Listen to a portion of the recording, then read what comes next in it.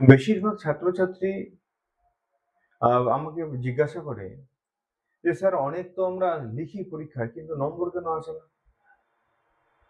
সব প্রশ্নের উত্তর লিখি কিন্তু নম্বর আসছে না।" হ্যাঁ, এ কথা সত্য। অনেকেই পরীক্ষায় লেখে কিন্তু নম্বর আসে না। বিশেষ করে বাংলা পরীক্ষায়। আমরা আজকে সেই বিষয়ে কথা বলব। দেখব কি, কি কারণে আমাদের পরীক্ষায় নম্বর আসে না এবং কোন, কোন কাজগুলো করলে বা কোন, কোন ভুলগুলো ঠিক করলে আমাদের নম্বরটা বেশি আসবে। তো চলো আজকে আমরা দেখে নিই কিভাবে আমরা পরীক্ষার খাতাটা তৈরি করব। কারণ শেষ পর্যন্ত কিন্তু আমাদের খাতাটাই যায় পরীক্ষকের হাতে। আমরা কেমন লিখেছি সেই প্রমাণটা আমাদের খাতাতেই থাকে। পূর্বে আমি কেমন ছাত্র ছিলাম, আমি কতটা শিক্ষককে পড়া দিতাম, কতটা স্কুলে যেতাম বা যেতাম না, এই বিষয়গুলো সেই খাতার মধ্যে গৌণ।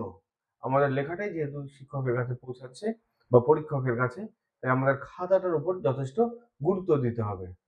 সেই খাতাটাকে কতগুলো পদ্ধতি যদি অবলম্বন করি, তাহলে কিন্তু সেই খাতাটার মান অনেক উন্নত হবে এবং নম্বরও মনে হয় অনেক বেশি আসবে। তো চলো আজকে আমরা কয়েকটা দিক লক্ষ্য করি বা অনুসরণ করি। সবার প্রথমে যে কাজটি করতে হবে তা হলো হাতের লেখা পরিষ্কার। অর্থাৎ তোমার হাতের লেখা সুন্দর নাও হতে পারে, সবার হাতের লেখা সুন্দর হয় না, কিন্তু লেখাটা যেন পরিষ্কার থাকে। পরিষ্কার মানে পরীক্ষক যেন লেখাটা পড়ে বুঝতে পারেন তুমি কি লিখেছো। তাহলে প্রথমে আমরা যেটা করব, হাতের লেখা একটু যত্ন নিব। যত্ন নিয়ে লেখাটাকে ঠিকঠাক ভাবে আমরা লিখবো, যাতে আমি পড়ে বা আমি নিজেই যখন পড়বো যেন ভালো করে বুঝতে পারি, তাহলে পরীক্ষক ঠিকঠাক বুঝতে পারবেন। এরপরে 2 নম্বর দেখতে হবে শব্দ সংখ্যা। শব্দ সংখ্যা মানে যদি কোশ্চেনের মান 1 হয়, যদি কোশ্চেনের মান 3 হয়, যদি কোশ্চেনের মান 5 হয়, কোশ্চেনের মান যদি 10 হয়, ঠিক আছে? অর্থাৎ এই যে যত নম্বরের প্রশ্ন রয়েছে, যদি 1 নম্বরের উত্তর লিখতে বলে 1 নম্বর প্রশ্নের উত্তর, তাহলে আমরা খুব বেশি হলে 20টা শব্দ লিখবো। যদি 3 নম্বরে লিখতে বলে খুব বেশি হলে 40টা লিখবো। 40টা লিখবো। 40 থেকে 60টা লিখবো। 40 থেকে কত? 60টার মধ্যে আমরা লিখবো। যদি 5 নম্বরে বলে তাহলে আমরা 150 শব্দের মধ্যে শেষ করব। 10 নম্বর বলে তাহলে আমরা 300 শব্দের মধ্যে শেষ করব। অর্থাৎ যখন আমি কোনো প্রশ্নের উত্তর লিখব, তাহলে আমাকে আগে দেখে নিতে হবে আমি কত নম্বরের প্রশ্নের উত্তর লিখছি। সে প্রশ্নের মানটা কত রয়েছে। 1 নম্বরের মান, 3 নম্বরে, 5 নম্বরে, 10 নম্বরে। সেই অনুসারে আমি যদি শব্দ সংখ্যাটা ঠিক রাখি, তাহলে আমার সময় কম লাগবে এবং উত্তরটা সঠিক হবে। এই ক্ষেত্রে ছাত্রছাত্রীদের কি হয় যে তারা একটা 1 নম্বর প্রশ্ন লিখতে গেলে অনেকটা বড় লিখে দিচ্ছে। 3 নম্বরে লিখতে গিয়ে সেটা দেখা গেল 100 শব্দ পার হয়ে যাচ্ছে। বা 5 নম্বরের একটা প্রশ্ন লিখতে গেলে 200 শব্দ করে ফেলছে। তাদের সময়টা বেশি লাগছে, একটা মাথায় টেনশন কাজ করছে, তার জন্য পারছে না ঠিকঠাক লিখতে। উত্তর সব লিখে দিয়ে আসছে, কিন্তু শব্দ সংখ্যাটার উপর গুরুত্ব না দেওয়ার কারণে একটু এলোমেলো হয়ে যাচ্ছে।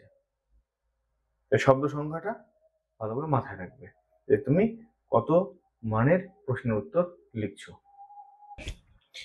3 নম্বরে যদিও আমি লিখেছি সময়ের মধ্যে উত্তর শেষ করা, আসলে তা নয়। পারলে কয়েক মিনিট আগেই পরীক্ষা শেষ করতে হবে এবং পরীক্ষার শেষে কয়েকবার দেখতে হবে খাতাটা, অন্ততপক্ষে 2 বার। তাতে অনেক ভুল বেরিয়ে আসবে, অনেক নম্বর বেড়ে যাবে। অর্থাৎ তার জন্য তোমাকে আগে বাড়িতে প্র্যাকটিস করতে হবে যে একটা 10 নম্বরের উত্তর লিখতে গেলে, একটা 10 নম্বরের উত্তর লিখতে গেলে আমি কতটুকু সময় দেব, কত তাড়াতাড়ি আমি লিখতে পারি। এই প্র্যাকটিসটা দরকার। নাহলে কিন্তু পরীক্ষার খাতায়, বিশেষ করে যখন তুমি একটা বড় প্রশ্ন লিখবে, যে ভূমিকাটা এবং উপসংহারটা, এই দুটো জায়গায় পরীক্ষক কিন্তু খুব ভালো করে দেখেন।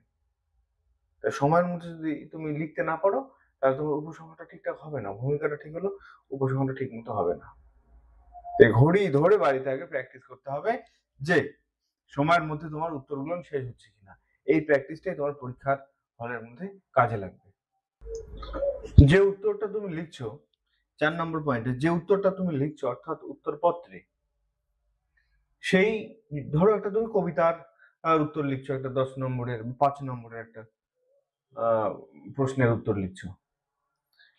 যদি পারো তুমি, তাহলে সেই কবিতার বা গদ্যের সেই উত্তরের মধ্যে সেই টেক্সটের তুমি প্রশ্ন অনুসারে সেখানে তুমি পারলে কবিতার লাইন বা গদ্যের লাইন তুমি ব্যবহার করবে, বা কোনো একটা সমালোচকের মন্তব্য থাকতে পারে, এই সমালোচকের মন্তব্য তুমি ব্যবহার করবে। এটা প্রশ্নের মানকে অনেকটা উন্নত করে। এবার এর মধ্যে একটা সমস্যা রয়েছে। কি সমস্যা? ধরো একটা কবিতার লাইন তুমি লিখে দিলে, একটা জীবনানন্দ দাশের, কবি জীবনানন্দ দাশের কোনো একটা কবিতার লাইন তুমি লিখছো তোমার সেই উত্তরপত্রের মধ্যে। এবার স্টুডেন্টদের ক্ষেত্রে কি হয়, অনেক সময় কোনো একটা শব্দ কিন্তু ভুল হয়ে যায়, বা কোথাও পূর্ণচ্ছেদ রয়েছে দিল না, তাহলে কিন্তু তোমার প্রশ্নের মানটা ভালো হওয়ার থেকে খারাপ হয়ে যাবে। অর্থাৎ তুমি যদি যে টেক্সটটা বা পাঠ্য পুস্তকের যে কবিতার লাইন বা গদ্যের ব্যবহার বা সমালোচকের মন্তব্য যা আছে হুবহু কিন্তু তাই লিখতে হবে। সেখানে কিন্তু নিজে বানিয়ে লেখার কোনো ব্যাপার নেই।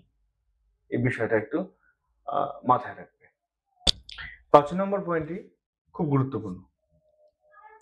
বলছি টু দ্য পয়েন্ট, অর্থাৎ প্রশ্ন কি লিখেছে সেই অনুসারে উত্তর লিখতে হবে। এই প্রসঙ্গে একটা সত্য কথা বলি, যে তোমার অতিরিক্ত লেখা দেখার মতো শিক্ষকের কাছে কোনো সময় নেই। উনি দেখবেন প্রশ্ন কি রয়েছে আর তুমি কি লিখেছো, অর্থাৎ টু দ্য পয়েন্ট লিখতে হবে। উদাহরণ হিসেবে ধরো বলা যায় পরীক্ষা আসলো, আয় আরো বেঁধে বেঁধে থাকি কবিতার নামকরণের সার্থকতা আলোচনা করো, এটা প্রশ্ন রয়েছে। এবার তুমি লিখলে কবি শঙ্খ ঘোষ সম্পর্কে ইতিহাস লিখে দিচ্ছ অনেকটা, একটা প্যারা, ওগুলো দেখার মতো সময় নেই। উনি দেখবেন প্রশ্ন অনুসারে উত্তরটা কিভাবে লিখেছো। প্রথমে নামকরণের গুরুত্ব বা তাৎপর্য দিতে পারো। এবার তুমি সেই নামকরণের সঙ্গে কবিতাটার যে বিষয়বস্তু রয়েছে তার কতটা মিল রয়েছে, বা মিল না থাকলে কোথায় কোথাও অমিল রয়েছে, বা তোমার নিজের মনে হতে পারে এই নামকরণটা না হয়ে যদি এটা অন্য নামকরণ করা যেত। ধরো আহ বললাম সংঘবদ্ধতার গান, আয় আরো বেঁধে বেঁধে না, আয় আরো বেঁধে বেঁধে থাকি, এটা নামের পরিবর্তে যদি সংঘবদ্ধতার গান এরকম কিছু নামকরণ কবি করতেন তাহলে আরো বেশি সার্থক হতো। এটার পক্ষে তুমি যুক্তি দিতেই পারো, বা যে নামকরণটা তিনি করেছেন সেটা সার্থক, সেটাই ঠিক রয়েছে, এরকম করে তুমি বর্ণনা দেবে। অর্থাৎ যা চাইবে সেই অনুসারে তোমাকে লিখতে হবে, এলোমেলো কথা লেখার কোনো দরকার নেই। আর তার সঙ্গে দেখতে হবে মানটা, কত নম্বরে প্রশ্ন দিয়েছে, এটা যে ৫-এর এর উত্তর ৫-এর মান নাকি ১০-এর মান, সে অনুসারে শব্দ সংখ্যা অনুসারে টু দ্য পয়েন্ট লিখতে হবে। ৩ নম্বর হলে ২০টা শব্দ, যেটা বললাম কিছুক্ষণ আগে, শব্দ সংখ্যাটা, অর্থাৎ মূল কথাটা তোমাকে লিখতে হবে। ওটা অনেকে মনে করে যে আমি অনেক পৃষ্ঠা লিখে দেবো আর স্যার বুঝি খুশি হবে, নম্বর দেবেন, একদম বাজে কথা। কোনো স্যার খুশি হবেন না, এটা বিরক্তের ব্যাপার, একটা খুব বিরক্তির ব্যাপার, বিরক্তির কারণ একটা অতিরিক্ত লেখাটা। ঠিক আছে, আজকে তাহলে এতটুকু থাকলো। আপাতত এই ৫টি দিক তুমি লক্ষ্য রেখে যদি উত্তরপত্রটা তৈরি করো পরীক্ষার, তাহলে তোমার নম্বর ভালো হবেই হবে, এটা নিয়ে কোনো দুশ্চিন্তার ব্যাপার নেই। কিন্তু ঠিকঠাক ভাবে এই ৫টে নিয়ম অন্তত প্রথম দিকে লক্ষ্য করো, তার পরবর্তীতে আমি আরো কয়েকটা পয়েন্ট আমি বলবো, সে অনুসারে যদি উত্তরপত্র তৈরি করতে পারো তাহলে পরীক্ষার নম্বর ভালো হবেই হবে, একদম নিশ্চিন্ত। এ বিষয়ে কোনো রকম মনের মধ্যে সংশয় রাখবে না, নিশ্চিন্ত থাকবে।